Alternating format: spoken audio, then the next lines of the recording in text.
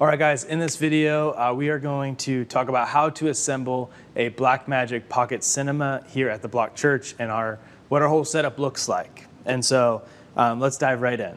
So first off, obviously, we have the camera itself.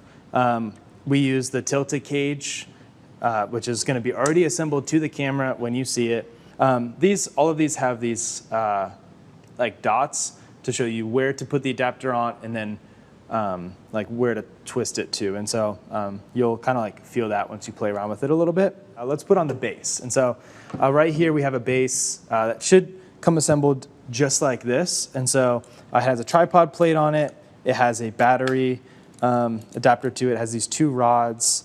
And then this is what connects to the camera itself. And so what you'll see here is you'll see an arrow going this way. And you'll also see an arrow on the bottom side of the cage right here. And so what this tells us is that this slides into this in the direction of those arrows. So it's the arrow pointing towards me. So slide this in just like that. It like locks into place. So you'll notice that it still has some wiggle room. And so what you need to do is you need to lock it on the front here, turn this there, and then now it locks into place. If your camera doesn't come with a tripod plate and you need to put it on, this guy has a little tab that turns up and then you can unscrew it. It's actually too tight to do that. But if not, you just need to find a flat edge screwdriver. So I keep this in our broadcast case and it has a screwdriver right here. And all you'll need to do is just loosen this up. And you can take it on and then vice versa, put it back on. So sometimes we need to move the plate forward or backwards when counterbalancing the camera on a tripod. That's something for a totally different video, but I just want to show you that that's how you do that. When tightening it, you want to make sure it's secure so it doesn't wobble or turn on the tripod itself, but you don't want to over tighten it because we don't ever want to strip anything on the camera. So I'm going to lock this back in there nice and tight, but not too tight. So perfect, that guy's not going anywhere. All right.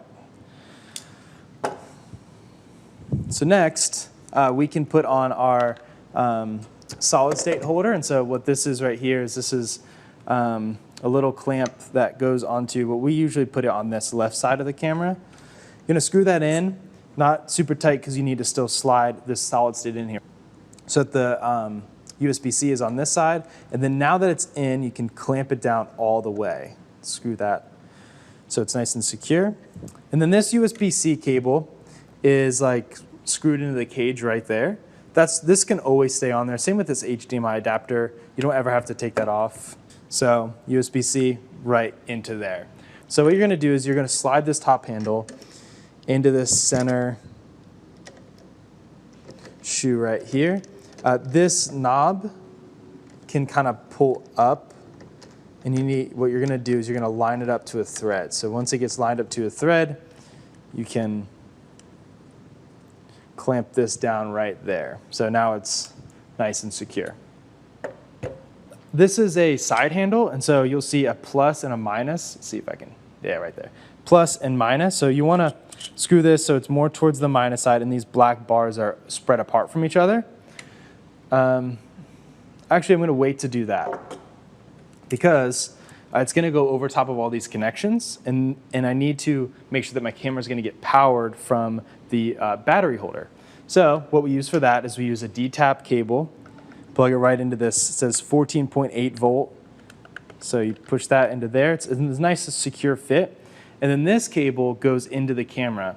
What you'll notice about this is that it has a little kind of locking sleeve to it.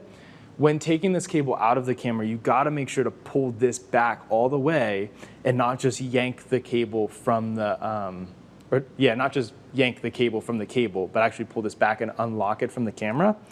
It has that locking feature so it doesn't just fall out, because that would be the worst thing that would happen is all of a sudden your camera just loses power. So this is a little bit hard to get in there. Sometimes you kind of have to just twist it back and forth until you feel those two little dots right there are lined up with the two pins So once you get that, you'll feel a nice click. There we go. All right, so once that cable's in, now we can put our side handle in. Side handle slides in right here. Sometimes you have to press down. There's a release button right here. That's how you take it off. But I find it helpful that pressing this down, then you could slide that handle in there. And then once it's in, you'll feel a lock, and it won't come out unless you press down that release button. Now you can now secure this wherever you want it to go. So if you want it really far out wide or really close, you can do that however you like it. It's very customizable to what you like. So now I'm going to twist this towards the plus sign, which is going to lock this side handle. And now that's nice and tight. So this is really beneficial because you have this as a handle on this side, and then you have a handle here. Also, what a lot of camera operators like to do is they like to use this as a way to rest it on your arm and then hold the lens from the top. All right, next up is, this is for any live environment. When we're going to a video switcher, we need to run a cable really long distance. And so this camera takes HDMI, or it outputs video HDMI. And so an HDMI can only go about 30 feet. And so some of these big venues that we go into, we need to go a longer distance than 30 feet to our video switcher. And so what we need to use is something called SDI. SDI is what plugs into this side of this converter. It's a silver ended cable that twists and locks. We need this to go longer distance. So the SDI is what's going to go back to the switcher. So I like pointing the SDI out towards me, towards the camera operator. So you're going to take this shoe right here. You're going to loosen this up. Then you're going to slide this right here on the right side. And then between these two bars, you're going to screw the bottom one down towards the cage, which is going to lock it to the cage. So now that's nice and secured there. All right, so then next, we're going to connect our HDMI cable. HDMI is going to come out of the camera, which is right here. And there's a lot of cables coming in and out, right? We're powering the camera. We got the USB-C to the solid state. We got HDMI to the converter. Then now next we're going to have to power the converter. So cable management can be a little bit challenging. And so you can kind of do it however you like it. But we're going to be coming HDMI out of the camera. So we're going to go to HDMI in on this converter. It's kind of hard to see there, but it's right there. There's a little light right there that you'll see when this converter is getting HDMI signal from the camera. That light is going to be shining. It's a white light, so you'll see that. So we also have these rubber cable management holders, and so these can go into any of the smaller threads. They sit in there, and then the cables can just kind of like click in there and make it kind of nice and beautiful. Make sure that you can see your screen. So we also have those kind of floating around in bins and whatnot. So if you ever need one, feel free to ask for one. All right, next is we need to power the converter itself. And so the power takes a USB-C. The USB-C is the rounded version. So if you could see that right there. So to power the converter, we're going to take this D-tap right here. We're going to plug this into the right side, same 14.8 volt. Make sure this is lined up good, and then nice and secured in there. And then we can power that converter. Same thing as the HDMI signal on the other side.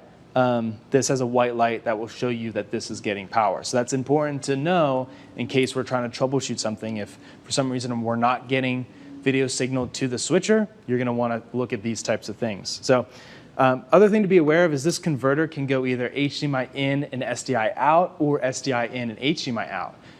Whenever it's on a camera, we're always going HDMI into the box, SDI out to our video switcher. All right.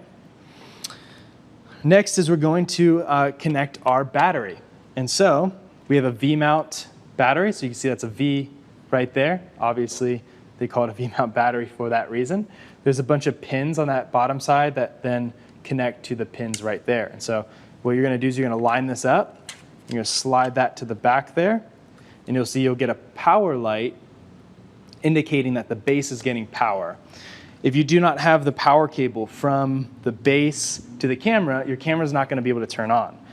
But this is helpful to know that the battery's good and it's at least getting power here, because occasionally the power cable from the base to the camera can go bad. There's also a button right here on the battery that will show you how much battery's left. There's also a screen on the bottom that will tell you how much runtime is left. So it'll give you like 3 hours and 25 minutes. All right, next is we want to put on our lens. And so we never change a lens without or with the camera on. So we'll always turn the camera off to put on our lens. And so on the adapter, there's a little push down tab right here. So you'll pull this back towards you, turn, and you'll take the cover off. There you go. The reason why we don't want to have the camera on when we're changing the lens is because if the camera's on, a light will hit the sensor directly and it will burn the sensor. So always have the camera off. We should keep all of these caps together somewhere, whether it's a case or a shelf, and know where they're at for after our shoot or after our service. All right, so to put on the lens, what you're going to do is you're going to look for that red dot. You're going to line that up with the red dot on the adapter. It's going to push in, and then you turn it clockwise, and you'll feel it click. Now it's not going to go anywhere. This is a zoom lens, so it has a zoom feature to it. There is a lock, so that when you push that back towards you, you can't zoom it anymore. So we usually lock it before we store it. There's a stabilizer that can pretty much always be on an autofocus or manual focus, AF or MF. Next, lens cap off, and we should be ready to go. Power button for the camera is right there. It's kind of hard to get to, but you could turn that on by turning it to the right, and then there you go. You can see our camera is on and ready to go. So now we're going to break it down. So as I said before, we're always going to turn off the camera when we're taking off the lens. So I'm going to turn off the camera using that button right there. Put my lens cap on. Camera is off, so I can push back this lever right here, turn the lens counterclockwise until it releases. Put the cap back on the camera, and then put the cap back on the lens.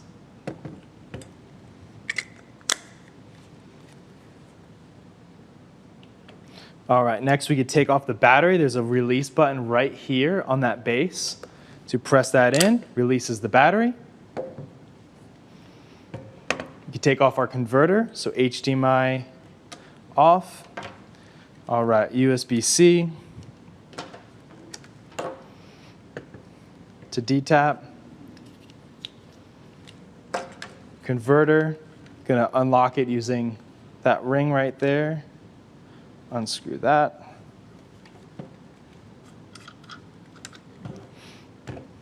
All of these get stored together.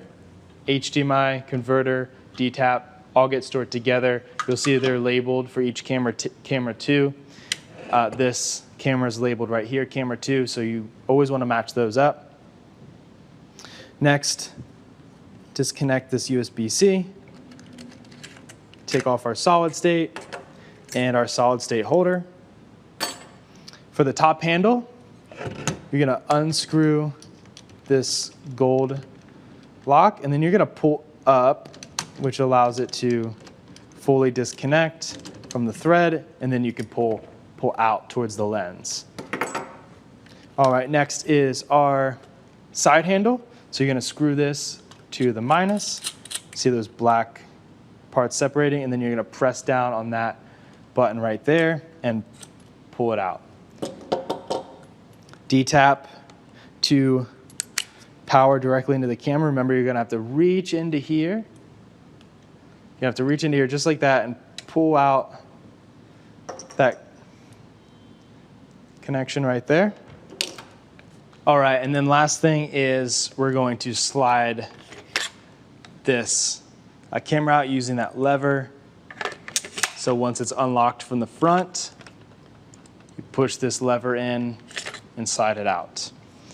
This can all stay together. Camera's good like this. And if you ever need to move this battery back or forward, use these wing nuts right here.